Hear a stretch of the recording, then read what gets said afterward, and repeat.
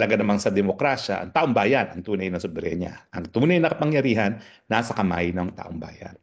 Pero ngayon po, bagamat meron na tayong taong mamaya, sabi ko hindi po pwedeng hindi ako mag-spokes hour.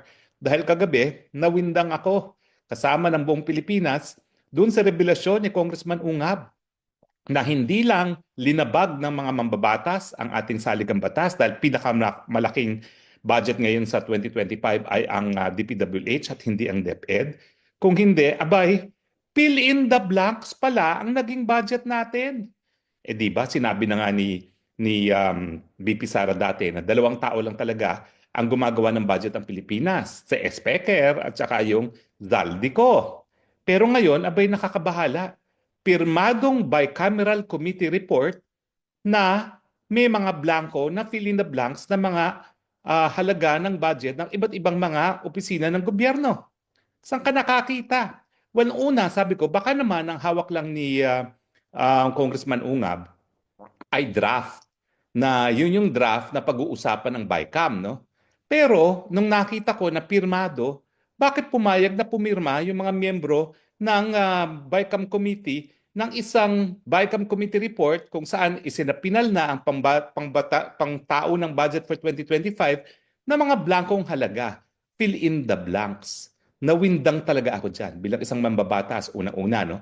Dapat ang batas ay kompleto, lalong-lalo na kapag budget. Kaya nga, ang budget, kakaiba siya sa ibang batas na pinapasa ng Kongreso kasi po pwede magkaroon ng line item.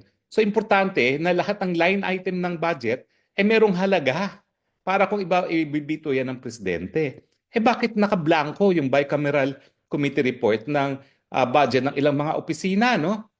Alam nyo, sa totoo lang, yung ganitong skandalosong gawain, hindi na ako nagtataka pagdating sa mga congressman. Mga mukhang kwarta talaga yan. Okay? Nanggaling naman ako dyan eh. Totoo naman po yan. Talagang puro kwarta-kwarta lang sila dyan sa mga congressman. Pero yung mga senator, ako, hindi ko binoboto yan si Grace po, pero I give her the benefit of the doubt kasi sa Amerika naman yan nag-aral, nagsimula yan sa UP.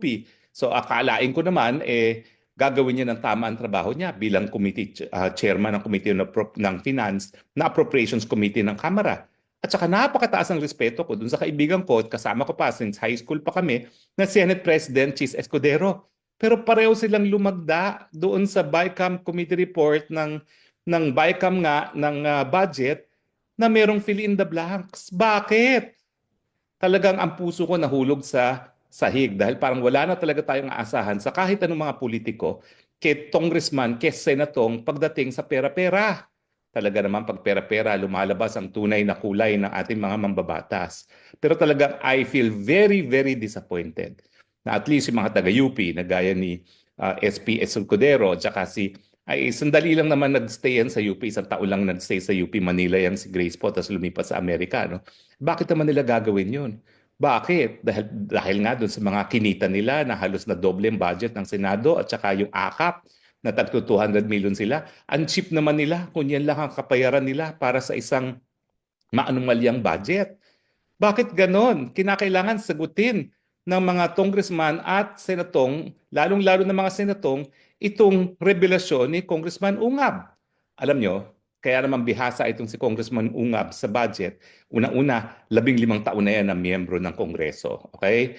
Yan po ay talagang walang talo sa bilang na 3rd District, kung hindi ako nagkakamali, Congressman ng Davao. No? Pangalawa, naging committee chairman na yan ng Committee on Appropriations nung panahon ni Presidente Duterte, no? So alam niya talaga kung paano ginagawa yung budget.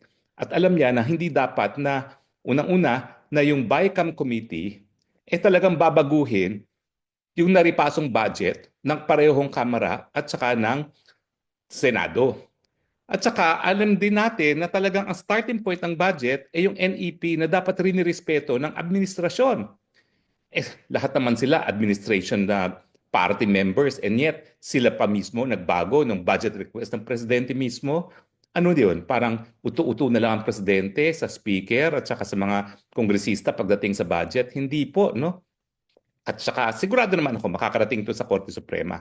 Kaya lang, ang talagang skandaloso, yung nag-approve sila ng budget na fill in the blanks. Ang tanong, sino ang nag-fill in the blanks diyan sa budget na yan na napirmahan ng presidente?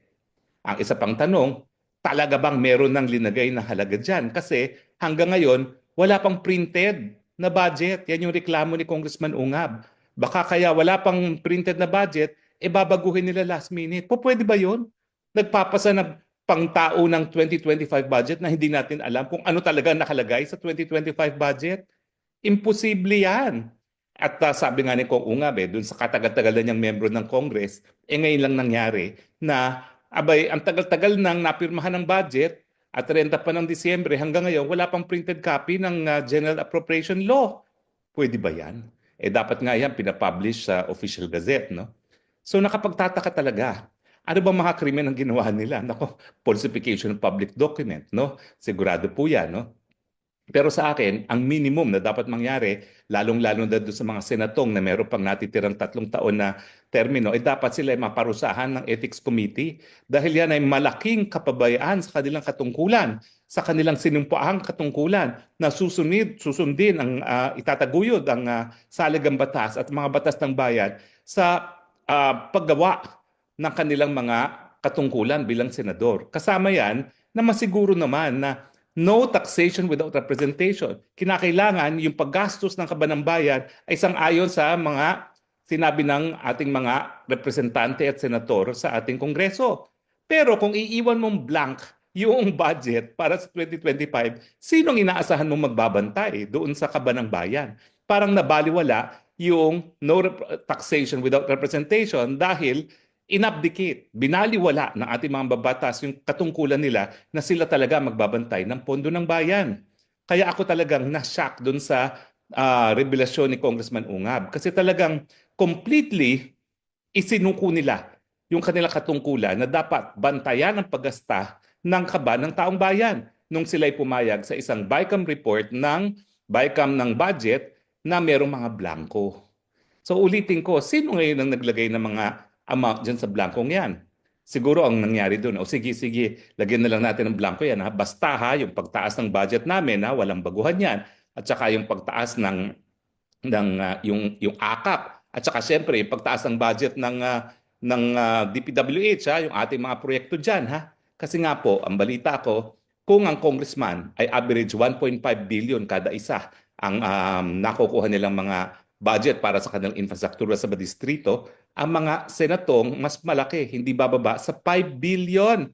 Mantakin nyo nga kung totoo yung mga naririnig natin na tumaas na ngayon ng SOP. Dati 10% sa kalye, 5% sa building, ngayon daw hanggang 50% na.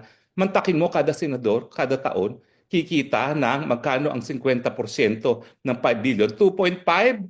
Tapos meron pa silang 200 na akap. Tapos meron pa silang ginagastos na hundreds of millions sa opisyal na budget nila. Abay, bilyonaryo kada taon ng mga senatong. Kaya naman pala, pumayag siguro sila na iwan na may blanco ang BICAM.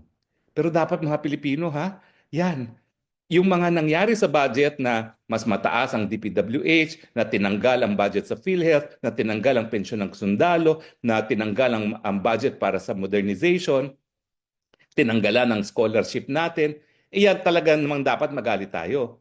Pero yung napakadami na nga nilang mga biyernes at napakaswerte na nga nila dahil legal at illegal, napakalaki na ng kubra nila, hindi pa nila ginawa yung katungkulan nila na kumpletuhin ang budget. Nag-iwan pa sila ng mga blanco doon sa pinal na bersyon ng pangtao ng budget ng 2025. At sinurrender nila yung pagbuo ng budget sa mga tao na hindi natin kakilala. Mantakin ninyo, wala nang ang transparency dyan sa BICAM na yan dahil hindi naman yan broadcasted live at walang proceedings. Bukod pa dyan, hindi pa natin alam kung ano talaga yung pinal na budget dahil nga merong fill in the blanks. At sino sila para i-delegate yung kanilang kapangyarihan na bumuo ng pantao ng budget sa mga tao na hindi natin kakilala?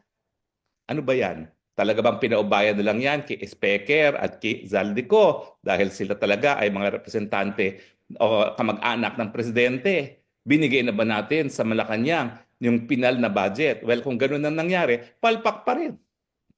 Kasi nga, inaamin naman nung ating presidente na talagang hindi tama ang nangyari. Sabi niya, suboptimal yung budget. Palpak pa rin ang budget. At hahanap daw siya ng paraan para ma-cure yan. No? Well, sa panahon nito, magagawa lang niya yung mga tinanggalan ng budget, magpapapasa siya ng supplemental budget. Pero yung mga nadagdagan ng budget na puro punong-puno na anomalya, wala na magagawa doon. Ang pinagdarasal na lang natin sana mapawalang bisa kaagad yung budget na yan nang sa ganun, bago pa makuha ng mga magnanakaw sa Kongreso ang kanilang mga budget na binigay sa kanilang sarili, mapawalang bisa ng Korte Suprema nang sa ganun, hindi magastos yung pera na lalamunin nila.